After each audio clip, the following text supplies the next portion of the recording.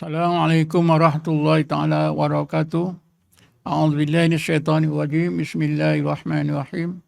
Alhamdulillahil qail innal ladzina fatanul mu'minina wal mu'minat summa lam yatubu falahum adzabu jahannam walahum adzabun kharid.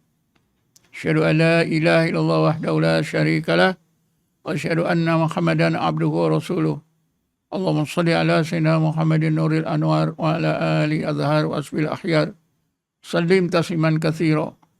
Allahumma nawwir qulubana binuri hidayatika kama nawwartal arda binuri syamsika abadan abada birahmatika ya arhamar rahimin.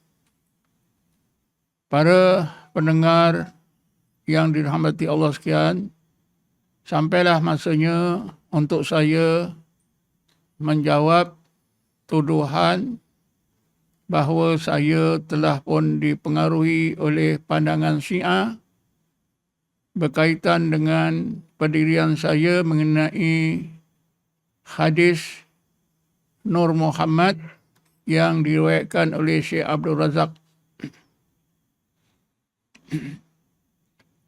Sebenarnya mungkin tuduhan itu akan terbalik kepada orang yang menuduh. Kerana setakat ini saya tak ada sebuah pun rencana maupun kitab Syiah yang saya baca, yang saya mutlaah. Dan saya dengar orang yang menuduh saya, dia baca kitab Syiah itu. Jadi berarti orang yang menuduh saya itulah yang memang bergelumang dengan kitab Syiah tersebut. Sebenarnya hadis yang diriwayatkan oleh Sayyidina Ali itu bukanlah saya ambil daripada kitab-kitab Syiah atau rencana yang dibuat oleh ulama Syiah. Saya mulakan begini, bahawa hadis mengenai Nur Muhammad ini walaupun asalnya terkenal diriwayatkan oleh seorang perawi iaitu Syekh Abdul Razak dan dikatakan dimuatkan dalam kitab musnadnya.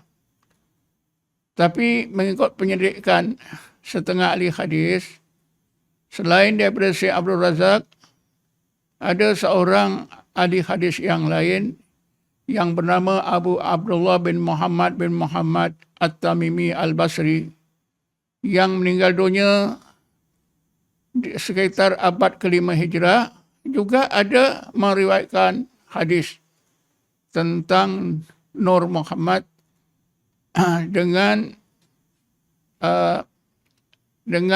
lafaz yang lain yang hampir serupa. Jadi kerana itu maka setengah ahli hadis menyimpulkan bahawa hadis Nur Muhammad bukan hanya diriwayatkan oleh seorang iaitu Syekh Abdul Razak, tetapi ada tokoh hadis lain yang meriwayatkannya iaitu Syekh Abu Abdullah bin Muhammad At-Tamimi Al-Basri yang meninggal dunia sekitar abad 5 Hijrah. Jadi Syekh Abdul Razak tidaklah keseorangan. Ini hasil kajian setengah ahli hadis.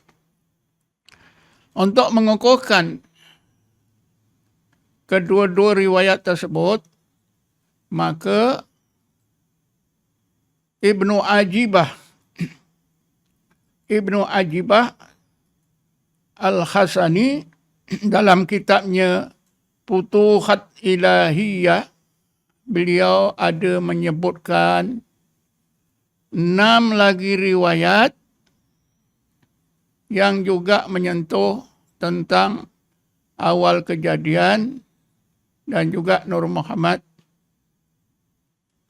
6 riwayat ini, yang pertama yang diriwayatkan oleh Abu Hurairah, yang kedua diriwayatkan oleh Abdullah bin Abbas, yang ketiga yang diriwayatkan oleh Ali bin Abi Thalib, yang keempat diriwayatkan oleh Irbad bin Sariyah, yang kelima diriwayatkan oleh Anas bin Malik.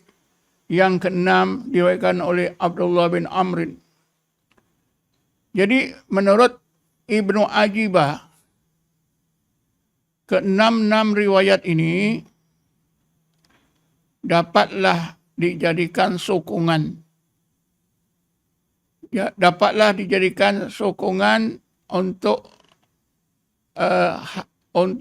hadis yang diriwayatkan oleh Syekh Abdul Razak dan Abu Abdullah bin Muhammad At-Tamimi Al-Basri. Jadi saya dapati riwayat daripada Sayyidina Ali itu bukanlah daripada buku Syiah. Begitu juga riwayat daripada Abdullah bin Abbas bukanlah daripada buku Syiah, tetapi daripada buku yang dikarang oleh Ibnu Ajibah Al-Khasani yang bertajuk Al-Futuhat Ilahiyah fi Syarhi Mabakhisil Al-Awaliyah. Jadi tidak benar sama sekali tuduhan bahawa saya bila menyebut riwayat Sayyidina Ali, saya telah dipengaruhi oleh pandangan Syiah. Memanglah puak-puak seperti yang menuduh saya suka menggunakan tuduhan awak ini sudah dipengaruhi oleh Syiah, awak ini sudah termasuk dalam kantong Syiah dan sebagainya. Ini kali kedua saya dituduh sebagai orang yang dipengaruhi oleh pandangan Syiah. Kali pertama beberapa belas tahun yang lepas. Apabila tarekat Naqsabandiyah yang saya amalkan, di dalamnya ada silsilah yang menyebutkan Syekh Ja'far As-Sadiq yang meninggal dunia tahun 148 Hijrah. Daripada Ja'far As-Sadiq ini, maka zikir itu sampailah kepada Abu Yazid Bustami. Jadi Abu Yazid Bustami juga dituduh berpaham Syiah. Belajar dengan Ja'far As-Sadiq. Kalaulah siapa yang belajar dengan Ja'far As-Sadiq dianggap Syiah, maka macam mana Imam Abu Hanifah yang meninggal dunia tahun 150. Beliau belajar ilmu tasawuf daripada Syekh Ja'far As-Sadiq yang meninggal dunia 148 Hijrah. Kalau gitu, Imam Abu Hanifah Syiah juga ke? Tidak munasabah. Berkaitan dengan tuduhan bahawa Abu Yazid Bustami, tarikatnya, amalannya dipengaruhi oleh Syiah, ini adalah tidak benar.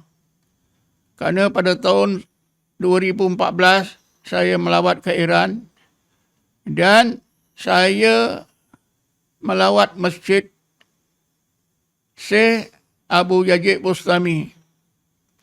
Masjid tersebut masih ditadbir oleh anak cucu Abu Yazid Bustami. Amalannya pun masih mengamalkan, mereka masih terus beramal dengan tarekat yang diajarkan oleh Abu Yazid Bustami. Masjid Abu Yazid Bustami dikunjungi bukan saja ahli sunnah, tapi orang-orang Syiah juga mengunjungi. Dan tidak ada pengaruh Syiah pun terhadap anak cucu dan pengamal dan para pengamal atau para jemaah yang mengamalkan tarekat Syekh Abu Yazid Bustami. Mereka tetap bermazhab sunnah. Cuba bayangkan, sudah 1000 tahun mereka hidup di kalangan orang-orang Syiah. Sikit pun tidak memberi kesan pengaruh Syiah terhadap anak cucu Abu Yazid Bustami. Ini saya saksikan sendiri. Dan ketika saya melawat masjid Abu Yazid Bustami, secara kebetulan datang satu rombongan hampir 20 orang ahli tarekat Naqsabandiyah Khalidiyah yang bermazhab sunnah. Dan saya sempat berbual-bual mengenai beberapa masalah, termasuklah pengaruh Syiah. Mereka mengatakan orang Syiah tetap dengan Syiahnya, ahli sunnah tetap dengan kaedah pegangan sunnahnya, ahli sunnah. Tidak ada apa-apa masalah. Dan mereka boleh solat sama-sama satu masjid. Kadang-kadang orang Syiah jadi imam dan orang Sunni menjadi makmum. Begitulah sebaliknya. Ini bercampur gaul beribu tahun, beratus tahun. Tak ada pun pengaruh Syiah terhadap orang-orang Sunni. Orang-orang Naqsabandi tetap dengan Naqsabandi dan dengan mazhab Sunninya. Ini pula bila baca sebuah buku, petik satu idea Syiah, sudah dianggap menjadi Syiah. Cukup menghairankan. Apa jenis orang seperti ini? Jawablah masing-masing. Wallahu alam. Assalamualaikum warahmatullahi taala wabarakatuh.